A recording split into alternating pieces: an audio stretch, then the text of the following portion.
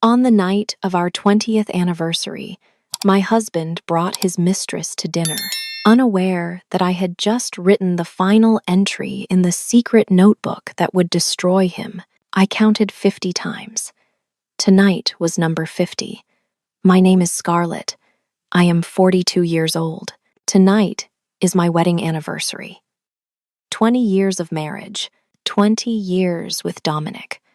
I wear a blue dress. I wear my grandmother's pearl earrings. I want to look beautiful tonight. I want Dominic to see me, really see me. The house is full of people. Guests drink wine, they eat food, they laugh. Everything looks perfect.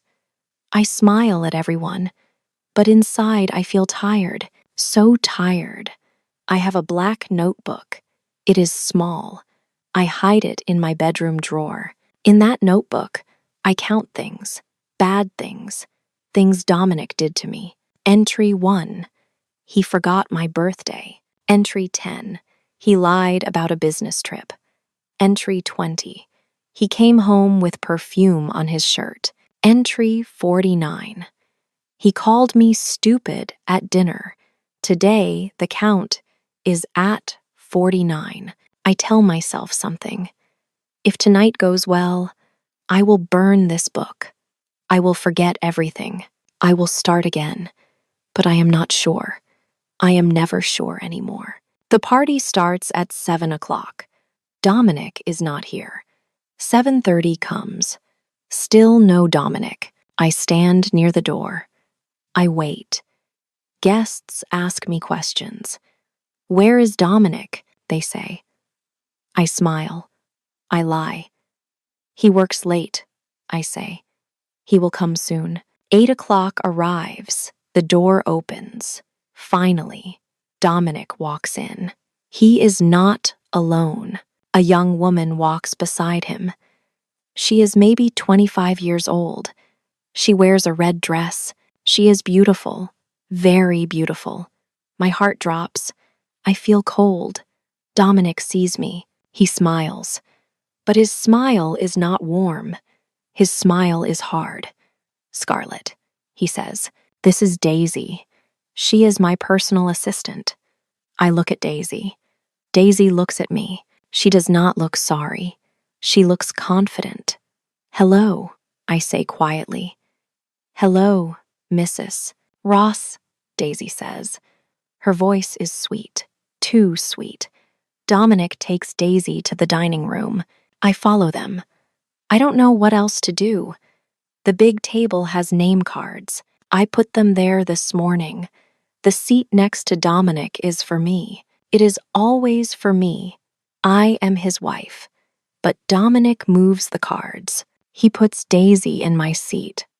My seat, the hostess seat. Daisy sits here, he says. She needs to meet important people. I stand there. I cannot speak. My face feels hot. Guests watch us. They whisper. Dominic does not look at me. He talks to Daisy. He laughs with her. He ignores me completely. I sit at the end of the table, far from Dominic, far from everyone. Dinner starts. People eat. They talk. I hear Dominic's voice. Daisy is very smart, he says loudly. She understands business. She helps me every day. He looks at me. His eyes are cold. Scarlett only knows how to arrange flowers, he says. She doesn't understand my work. People laugh. Some laugh with him. Some look uncomfortable. I feel small. So small. I want to disappear. I look down at my plate. I cannot eat. Then I see something. Under the table, Dominic's hand, Daisy's hand. They hold hands. Their fingers touch. They think nobody sees. But I see. I see everything. Something breaks inside me. Something breaks forever. I stand up. My chair makes a loud noise. Everyone stops talking. They look at me. Excuse me, I say. My voice shakes. I don't feel well. I walk away. I walk fast. I climb the stairs. I go to our bedroom. My bedroom. His bedroom. I close the door. I lock it. I sit on the bed. I breathe hard. In and out. In and out. I open the drawer. I take out the black notebook. My hands shake. I open to a new page. Page 50. The last empty page. I write slowly, carefully. Entry number 50. He brought her into my home. On our anniversary. He put her in my seat. He held her hand. He laughed at me in front of everyone. I stop writing. I look at the words. 50 entries. 50 times he hurt me. 50 reasons to leave. I pick up my pen again. I write one more line, the last line. This is the last time. I close the notebook. I hold it against my chest. I feel something new. Not sadness, not fear, anger, strong, clear anger. I stand up. I look at myself in the mirror. I see a woman, a strong woman. Tonight is not the end. Tonight is the beginning. I will not cry anymore. I will not wait anymore. I will not hope anymore. I counted 50 betrayals, but Dominic made one mistake. He thought I was weak. He thought I would stay forever. He was wrong. I wait until midnight. The party ends. Guests leave. The house becomes quiet. Dominic does not come upstairs. He stays with Daisy downstairs. I hear them talking. I hear them laughing. I make a decision. I cannot stay here. Not one more night. I take a small bag from the closet. I pack quickly. 2 dresses, some underwear, my toothbrush, the black notebook. That is all. I look around the bedroom one last time. This was my home for 20 years. Now it feels like a prison. I walk downstairs very quietly. I wear soft shoes. Dominic and Daisy sit in the living room. They drink wine. They don't hear me. I take my car keys. I take my purse. I open the front door slowly. Then I leave. I leave forever. I drive away from the mansion. The streets are empty. It is very late. I drive for maybe 30 minutes. I need money. I need cash for a hotel. A cheap hotel. Somewhere Dominic cannot find me. I see a bank. It has an ATM machine. I stop the car. I get out. The night air is cold. I shiver. I put my card into the machine. I press the buttons. I ask for $500. Not much. Just enough for a few days. The screen changes. Words appear. Red words. Access. Denied. Contact primary account holder. I try again. Same message. I try a different card. Same message. I try all my cards. Nothing works. Everything is blocked. My heart beats fast. Very fast. I feel panic. Dominic did this. He blocked everything. All the money. All the accounts. He knew I would try to leave. He prepared for this. I sit in my car. My hands shake. I take out my phone. I call Dominic. He answers after 2 rings. "Scarlett," he says. His voice sounds happy. Too happy. "You left the party early. How rude. You blocked my accounts," I say. "You blocked everything." He laughs. A loud, cruel laugh.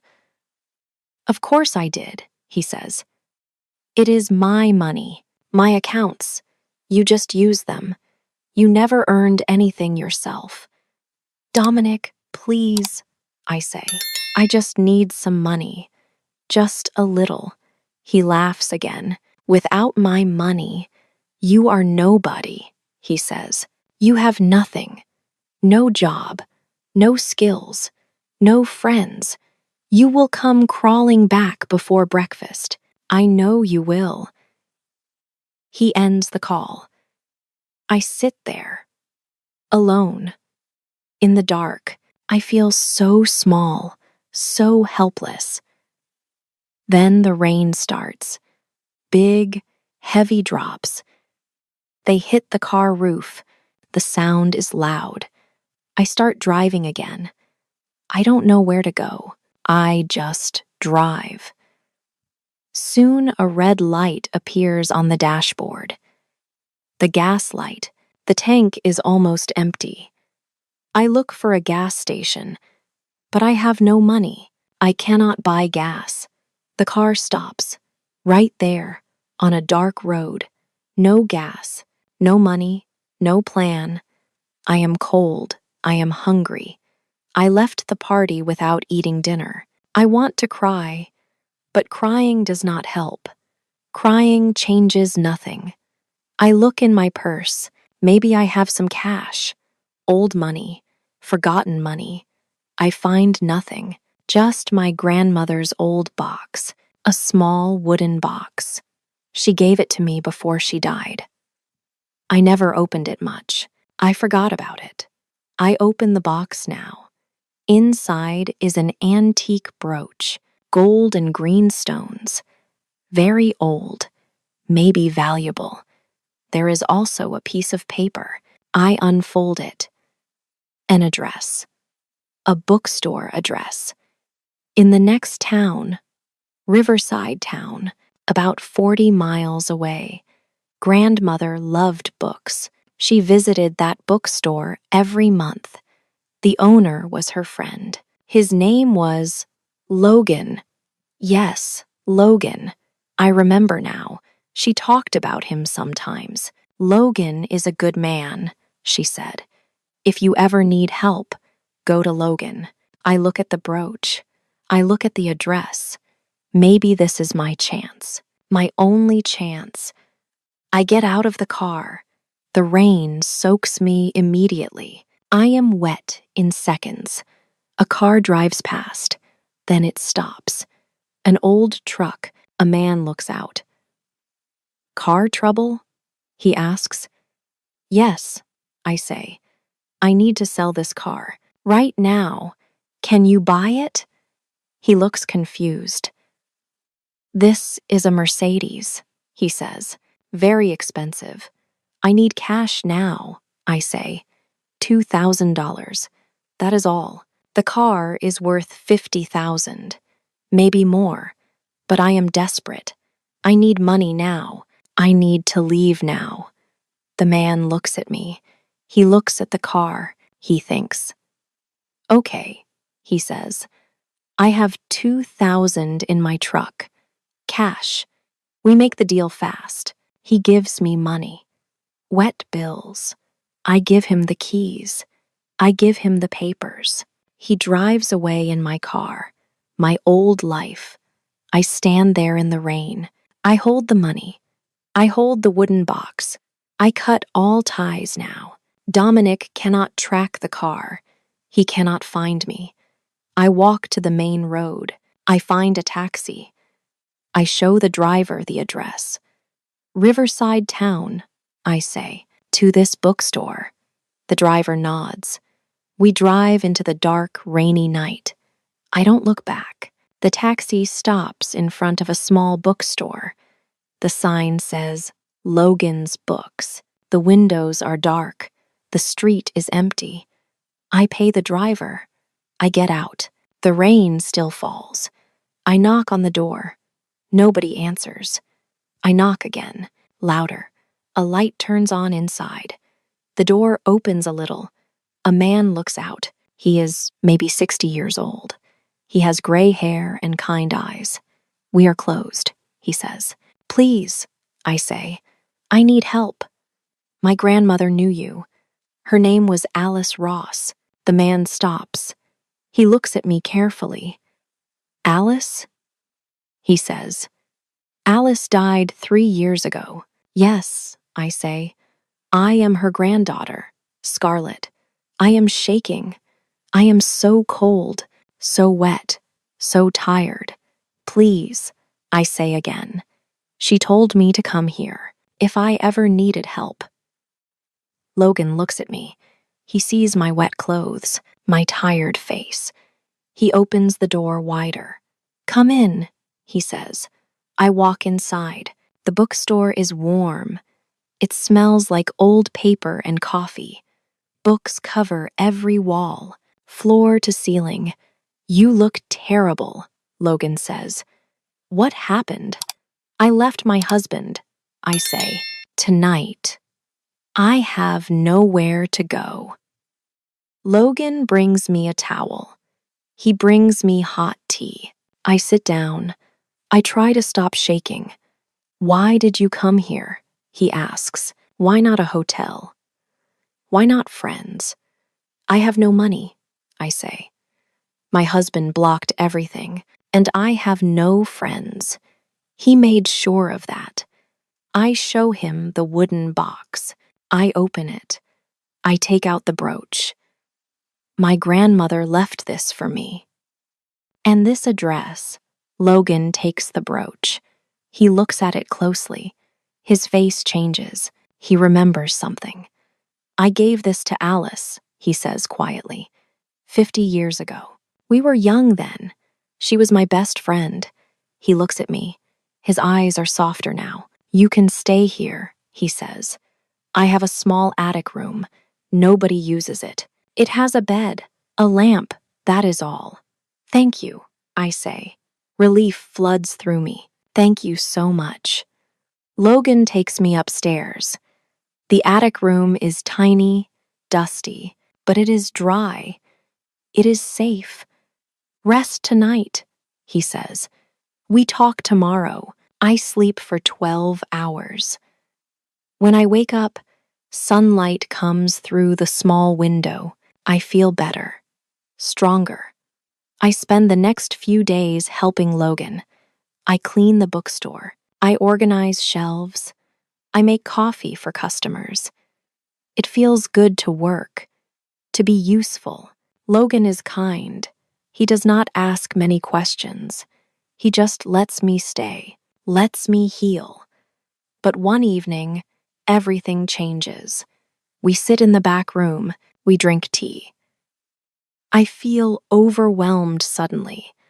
All the pain comes back. Everything Dominic did, everything I lost. I counted them. I say, all his betrayals. I wrote them down. I show Logan the black notebook. My hands shake. Can I read some? I ask. I need to say them out loud. I need someone to hear. Logan nods. Read, he says. I open the notebook. I start reading. March 15th. He said he was in Chicago for business, but I found the hotel bill for the Hilton. He was with her. I turn the page. June 20th. He took $50,000 cash from the safe. He said it was for a bribe, but he bought the girl a car. I keep reading. Entry after entry. Dates, places, money amounts, hotel names, restaurant receipts. Logan listens. He does not speak, but his face changes. He leans forward. He looks at the notebook very carefully. Stop, he says suddenly. Read that last one again. June 20th. I repeat. He took $50,000 cash. And you have the receipts? Logan asks. The hotel bills? The bank records? Yes, I say. I kept everything. I stapled them to the pages. See? I show him. Every entry has proof, papers, receipts, photos, evidence. Logan stands up. He walks around the room. He looks serious, very serious. Scarlett, he says slowly. What did your husband do for work? He owns a construction company, I say. A big one. Government contracts. Very successful. Logan stops walking. He looks at me. I was an auditor, he says. I worked for the government for 30 years. I checked company finances. I found tax fraud. He points at the notebook. This is not just a diary of cheating, he says. This is a ledger. You have detailed records of tax evasion and fraud, cash withdrawals, hidden expenses, false reports. I don't understand. I look confused. Logan sits down next to me. He speaks slowly, clearly. This book is evidence, he says. Evidence of serious crimes, financial crimes. This book is worth millions of dollars, or a prison sentence. He looks at me. His eyes are intense. Scarlet, he says. We can use this. We can stop him, but we must be very careful, very smart. I look at the notebook, the black notebook I wrote in for years, the notebook I hated, the notebook that held all my pain. Now it holds something else, power, real power. Tell me what to do, I say. Logan smiles, a small, determined smile. First, he says, we make copies, many copies. We send them to safe places. Then we make a plan. For the first time in 20 years, I feel hope. Not the weak hope I had before. Strong hope. The hope that comes from having power. Dominic thought he controlled everything. He thought I had nothing. He was very wrong. 2 weeks pass. I live in the attic. I work in the bookstore. Logan and I make many copies of the notebook. We keep them in different places. We are careful, very careful. Then one morning, everything changes. Logan reads the newspaper. His face goes white. Scarlet, he says. Look at this. He shows me the page. I read the headline. Ross Construction Company under investigation. My heart jumps. I keep reading. The government will audit Ross Construction. Inspectors will check all financial records. The owner, Dominic Ross, must provide all receipts and documents. I look at Logan. He looks at me. It is starting, he says. I feel scared, but also excited. The government will investigate Dominic. They will find the truth. But then, I think of something. The receipts. Dominic needs those receipts. The ones I kept. The ones in the notebook. Logan, I say. He will look for the notebook now. He needs those papers. Logan nods slowly. Yes, he says. He will come looking for you. We are right. That same day, my old neighbor calls me. I gave her my new phone number. Just one person. Just in case. Scarlet, she says. Dominic came to my house. He asked about you. He looked crazy, desperate. What did you say? I ask. I said nothing, she says. I told him I don't know where you are. Thank you, I say. But I feel cold. Dominic is hunting me now. Not because he loves me, because he needs the notebook. He needs to destroy the evidence. The next day, a man comes to the bookstore. He is not a customer. He wears a suit. He asks questions. Do you know Scarlet Ross? He asks Logan. No, Logan says. I don't know that name. The man leaves, but we know the truth. Dominic hired a private investigator, someone to track me down. We need to be ready, Logan says. I carry the notebook with me everywhere now, in my bag. always close. I don't feel safe leaving it anywhere. 3 days later, Dominic finds us. The bookstore door opens. A man walks in. It is Dominic. I am behind the counter. I freeze. I cannot move. Dominic sees me. His face changes. He smiles, but the smile is fake. Wrong. Scarlet, he says. His voice is soft, gentle. There you are. I have been so worried. He walks toward me slowly, like I am a scared animal. Logan steps out from the back room. He stands next to me. Who are you? Logan asks Dominic. I am her husband, Dominic says. He sounds hurt, like a sad, heartbroken husband. I have been looking everywhere for her. Dominic looks at me. His eyes are wet, fake tears. Please come home, he says. I was wrong, so wrong. I am sorry. He moves closer. He kneels down, right there on the floor, in front of me. Please forgive me, honey, he says. I cannot live without you. I love you so much. The performance is good, very good. If I did not know Dominic, I might believe him, but I know him. I know him very well.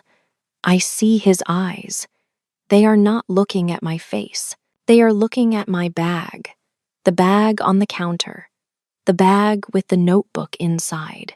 Scarlett does not want to go with you, Logan says firmly.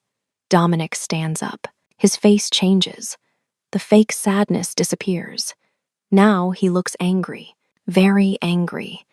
This is none of your business, old man, Dominic says.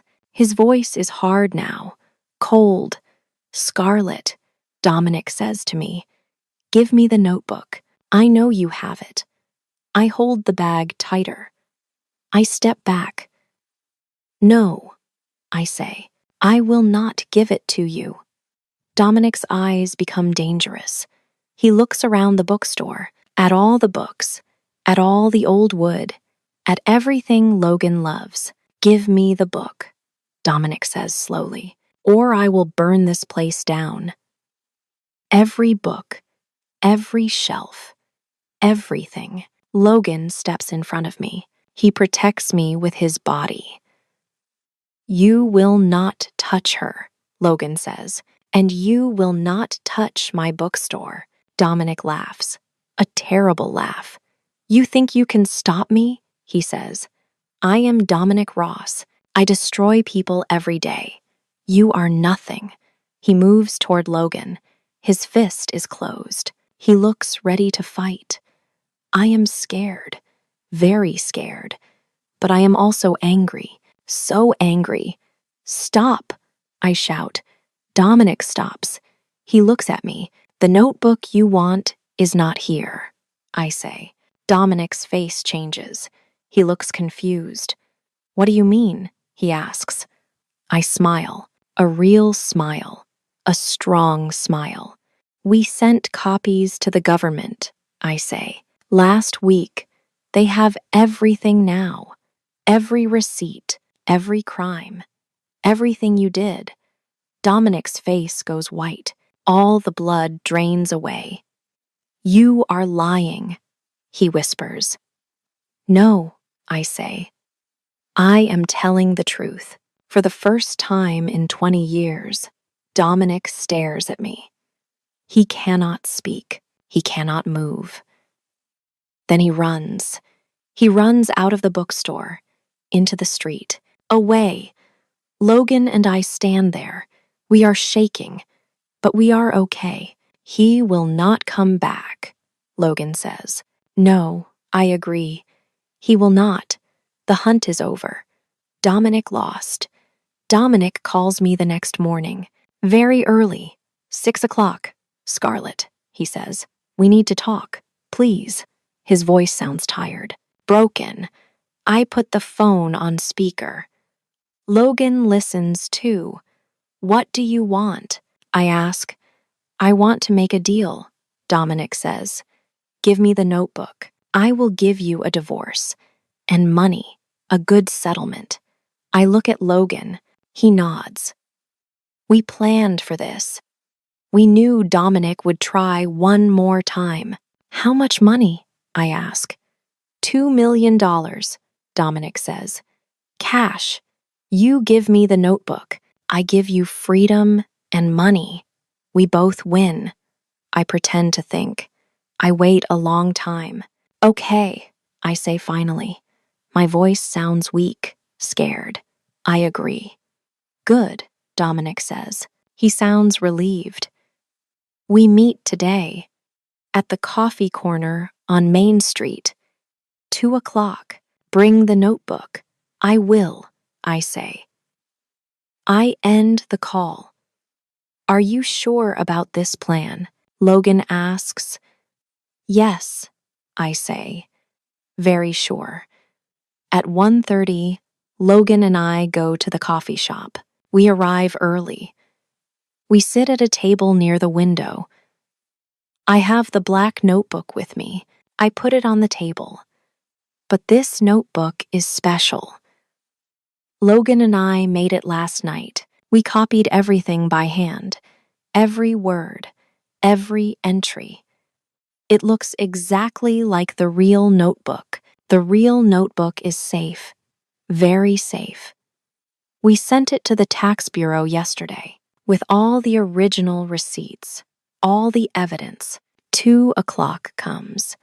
Dominic walks into the coffee shop. He wears expensive clothes, sunglasses. He looks around carefully. He sees me. He walks over. He sits down. Hello, Scarlett, he says. Hello, Dominic, I say. He looks at Logan. Who is this? He asks. A friend, I say. Dominic does not like this, but he does not argue. He wants the notebook too much. Did you bring it? He asks. I push the notebook across the table. Dominic grabs it fast. He opens it. He looks through the pages. He sees the entries, the dates, the stapled receipts. He smiles. A big, wicked smile. Finally, he says. Then he does something I expect, something we planned for. He tears the notebook. Right there, in the middle of the coffee shop, he rips out pages. He tears them into small pieces. Papers fly everywhere. People in the coffee shop stare at us. They look shocked. Dominic laughs. He keeps tearing. He destroys everything. Now you have nothing, he says. No proof, no power. You are nobody again, Scarlett. He throws the pieces on the floor. He looks so happy, so proud. I sip my tea slowly. I stay very calm. Are you finished? I ask. Dominic looks confused. What? He says. I smile. A real, genuine smile. That was a handwritten copy. Dominic, I say. Logan and I made it last night. We copied everything. Dominic's smile disappears. The original notebook, I continue. We sent it to the tax bureau this morning with all the real receipts, all the evidence. They have everything now. Dominic stands up fast. His chair falls backward. It makes a loud noise. You are lying, he says. No, I say. I am not. I point out the window. 2 police cars pull up outside the coffee shop. The lights flash, red and blue. 4 officers get out. They walk toward the door. Dominic sees them. His face goes completely white. No, he whispers. No, no, no. The officers enter the coffee shop. They walk straight to our table. Dominic Ross? One officer says. Yes, Dominic says.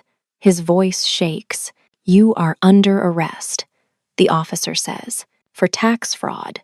for financial crimes. You have the right to remain silent. They put handcuffs on Dominic's wrists, right there, in front of everyone. Dominic looks at me. His eyes show many things: shock, anger, fear. How could you do this? He asks. I am your husband. I stand up. I look him in the eyes. You stopped being my husband a long time ago, I say. You forgot that I am a person. You forgot that I am smart. You thought I would stay weak forever. I step closer. You were wrong, I say. The officers take Dominic away. He walks out of the coffee shop in handcuffs. People take photos with their phones. The perfect husband, the successful businessman, now a criminal. Logan puts his hand on my shoulder. It is over, he says. Yes, I say. It is finally over. I look at the torn pieces of paper on the floor, the fake notebook, the copy. Dominic destroyed nothing. He destroyed only paper, only a copy, but I destroyed everything he built. His reputation, his freedom, his lies. I sit back down, I finish my tea. My hands do not shake anymore. For the first time in 20 years, I feel free, completely free. 3 months pass. Many things change. Dominic goes to prison. 5 years. The judge is not kind to him.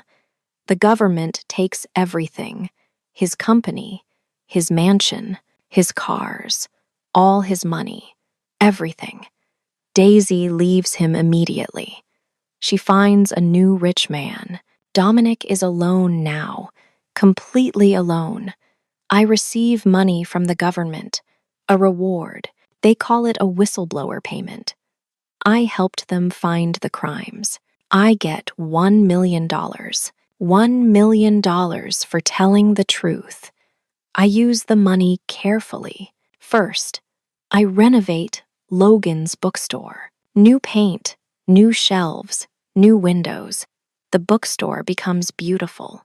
Then I start something new, a foundation, a place to help women, women who need to start over, women like me. We give them money, we give them advice, we give them hope.